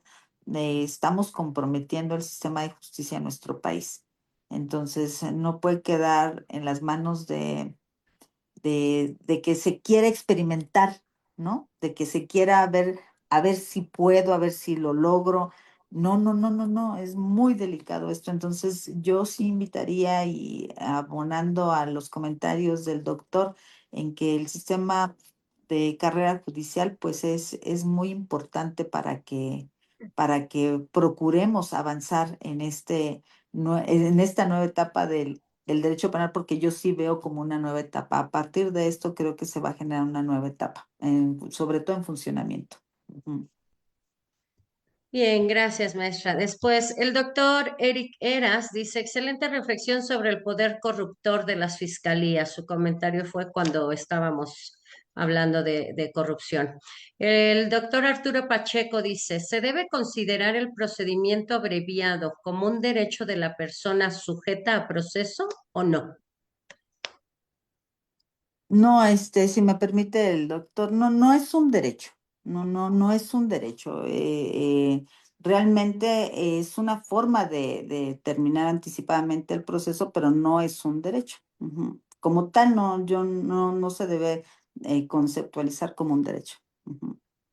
Sí, Gracias, maestra. es una posibilidad en este contexto, pero efectivamente, porque si lo catalogamos como un derecho, sería prácticamente obligatorio en todos los Ujú. casos, ¿no? Es decir, pues si los derechos están pensados siempre en función del imputado, pues tendría que simplemente decir quiero y se acaba, ¿no? No creo que hay una serie de reglas muy importantes. Bien. Silvia Sevilla dice, no, perdón, Carlos Sevilla primero. Buenas tardes, doctor Miguel Ángel, maestra Trejo. ¿Cuál cree cada uno de ustedes que hubiera sido una buena reforma judicial si es que la que está en propuesta no les parece? Doctor Granados. No, pues yo prefiero que conteste Aide porque la verdad es que me llevaría todo lo que resta de la semana jurídica a contestarlo, ¿no? Lo dejo en dos palabras. Hay una enfermedad, pero estamos aplicando la medicina indebida. Así lo dejo. Hay que identificar cuál es la enfermedad para aplicar la medicina correcta. Entre ellas está precisamente esto que estamos platicando, ¿no? Una verdadera profesionalización de la impartición de justicia en todos los niveles. No estoy hablando de la materia penal, pero en todas las materias. Despolitizar los cargos. No podemos tener una Suprema Corte de Justicia llena de personas pintadas de colores políticos y que en algún momento van a obedecer a eso, independientemente de que si plagian o no tesis, independientemente de que saben leer o no saben leer, o que se estudiaron derecho en serio o lo hicieron de burla, ¿no? O sea, independientemente de eso, me parece que ahí hay la necesidad de sanear muchas cosas, y que curiosamente quienes llevan la bandera del saneamiento pues son los que han oscurecido todo esto, ¿no? De alguna forma. Entonces, sí, claro, no podemos tapar el sol con un dedo, por supuesto que como todo producto humano, como todo producto político, hay una serie de cosas perfectibles, por supuesto que las hay, pero insistir en mi idea inicial, ¿no? Una cosa es la enfermedad y otra cosa es la clase de medicamento que estamos tratando de utilizar, no repitiendo. Maestra Trejo. Y pues yo lo voy a decir igualmente en pocas palabras. A mí me duele la forma, me duele la forma y creo que también había posibilidad de mejorar, porque siempre hay posibilidad de mejorar, porque siempre hay posibilidad de hacer las cosas, de innovar, para perfeccionar, para ver cómo se puede mejorar, cómo podemos trascender, ¿verdad? Con unas nuevas oportunidades, porque pues la sociedad es cambiante, el derecho es cambiante y hay que verificar todo eso. Pero la forma, también sin ahondar mucho, pues a mí me duele la forma. Creo que no era la manera en que, porque va por delante, pues muchas personas muy valiosas y que ya no van a estar, ¿no? Entonces, y bueno, las que van a permanecer, pues yo quisiera apostar y quiero pensar, ¿verdad? En que vamos muchos a tratar de recuperar un poquito de confianza en esto que se perdió. Pero pues lamentablemente no puedo meter las manos por todos. Ujú. Gracias, maestra. Dice Silvia Sevilla. Entonces, mi juicio o mi proceso penal lo van a conocer 2 o 3 jueces distintos. ¿Esto me va a perjudicar o me va a ayudar? Mm. Eh, Bueno, no, a lo mejor sería necesario tener un poquito mayor de Más de contexto, claridad, claro. exactamente, sí, ¿verdad? Pero supongo que ella se refiere a lo que nosotros platicamos en cuanto a que en la primera etapa hay un juez de control y el tribunal de enjuiciamiento para la etapa del dictado de la sentencia o del fallo. Pero no tendría por qué perjudicarlo si digo. No es necesario como una situación que opere en contra, no necesariamente. Doctor, ¿algún comentario? No, coincido con el comentario, por supuesto, no le vería yo algo, al contrario, me parece que puede tener un sentido positivo, ¿no? Bien. Maestra Trejo, ¿algún último comentario ya para cerrar y despedirnos respecto a esta plática que tuvimos el día de hoy? Pues yo estoy encantada con la conversación. Creo que es muy abierta la posibilidad de externar nuestras ideas en este espacio. Me quedo con muchas emociones positivas. Le agradezco infinitamente al doctor porque me permitió pues ser como más transparente en cuanto a poder opinar de este nuevo derecho penal que nos espera, en cuanto a la impartición de justicia. Entonces, yo invitaría solamente a las personas que, que hagamos lo necesario para que esto no se pierda. Que hagamos lo necesario para que esto no se pierda, cada quien desde su trinchera, desde su lugar, lo que nos corresponde, ¿no? Y si van a votar, que sí lo hagan de manera informada, que verifiquen a quién le van a dar su confianza, en quién van a depositar su confianza, por la seriedad de lo que esto implica, como no solamente como personas individuales, sino como país, como nación. Vienen años, no sé qué tan complicados, pero todo no es tan favorecedor pareciera, ¿no? Entonces vamos a ver, vamos a experimentar, pero bueno, a quien estamos en esto y que decidimos continuar, tenemos un gran reto. Sí tenemos un gran reto, una gran responsabilidad y de antemano, pues yo en lo personal sí me comprometo a continuar con el compromiso que asumí el día 1 que yo entré al Poder Judicial de la Federación y que no lo he perdido y que anhelo que permanezca todos los principios y los valores con los que me he ido formando en estos casi 25 años de trayectoria en el Poder Judicial Federal. 25 años de carrera judicial y qué bonito que diga usted que desde el día 1 está comprometida con esto. Yo creo que la mayoría de nuestros jueces y de nuestras autoridades sí lo están. Leeré dos comentarios muy rápido de Liliana Elizalde Melo. Dice, no hay que mezclar política con justicia, la política mancha la justicia. Y pues sí, al final de esto se trata. Maestra, muchas gracias por haber estado con nosotros. Doctor, por favor.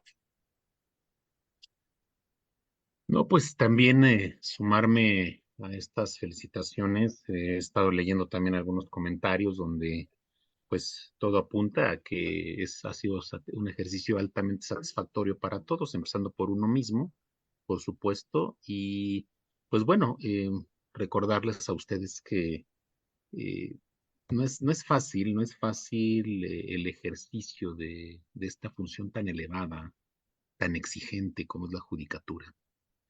Y pues afortunadamente hoy tuvimos la oportunidad de compartir este espacio con la maestra y de que, bueno, ya ella solita se ha mostrado, ¿no? Y esto nos ha permitido también, pues, una afirmación que recurrentemente hacemos, sumándome a la afirmación final de la maestra Rivas, donde de verdad, mi experiencia ha sido encontrarme con gente maravillosa, ética, profesional, íntegra, entera en el ámbito judicial y que ojalá, ¿verdad? Le apostemos a que esto siga siendo algo y que además al contrario, ¿no? Se reduzcan estos márgenes que también hay pues de gente que no vive para juzgar, sino vive de juzgar, ¿no? Entonces, ahí estaría esa invitación y no sé si anda por aquí ya nuestro querido presidente o porque me pareció ver que ya. Cedo la Doctor palabra a nuestro Araiza. querido Aquí presidente. estoy en toda la transmisión muy atento, pero pues los actores eran ustedes. De verdad, muchas gracias, maestra, por su intervención. Nos dice nuestro presidente, gracias por compartir con la comunidad jurídica y universitaria, nuestro presidente nacional e internacional, que también nos está acompañando en la transmisión en vivo. Entonces, le agradecemos mucho. A nombre de la Barra Nacional e Internacional y de la Delegación Ciudad de México, le agradecemos mucho su participación en esta semana jurídica y de verdad que con nuestro vicepresidente se engalanó a la perfección esta apertura de la semana jurídica. Agradezco a ustedes, cada uno de ustedes, todas sus palabras, su oportunidad de poder compartir sé que hay muchos jóvenes estudiantes bueno, escuchando, viendo la transmisión. Yo los invitaría a que sumamos este compromiso juntos porque pues de ellos dependerá y sobre todo que son jóvenes que están estudiando la carrera y que ellos deben de tener un firme propósito de que las cosas pueden cambiar en este país y que ese cambio puede estar en sus manos, ¿no? Porque que nada los detenga porque lo podemos hacer, lo podemos lograr y ese cambio, pues, mucho depende de lo que ellos decidan. Muchas gracias a todos. Gracias. Sí, invitarla también a que nos acompañe. El próximo viernes tenemos la clausura de la Semana Jurídica, este es de carácter presencial, en un auditorio en la demarcación de Coyoacán. Ya le daremos los detalles para que nos acompañe, tener la oportunidad de darle un pequeño reconocimiento por la aportación tan significativa que hace a nuestra Semana Jurídica. Y pues también, ¿verdad?, el evento del próximo viernes, que también va a estar ahí de muy buen nivel. Vamos a hablar ahora del tema electoral, a ver qué tal nos va con esa parte, ¿no, maestra Teresa? Solo agradecerles a todos por haber estado con nosotros en esta primera emisión, en este primer día de nuestra Semana Jurídica 2025. Como lo dije al inicio, iniciamos de manteles largos. Gracias, gracias, maestra Aide, por su participación. Gracias, doctor Granados. Y doctor Araiza, para despedirnos ya.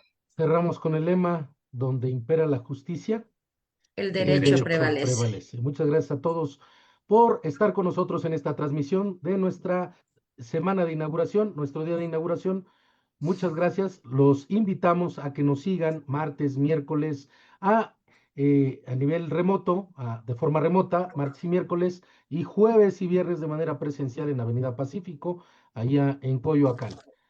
Muchas gracias a todos. Hasta luego. Gracias, buenas tardes.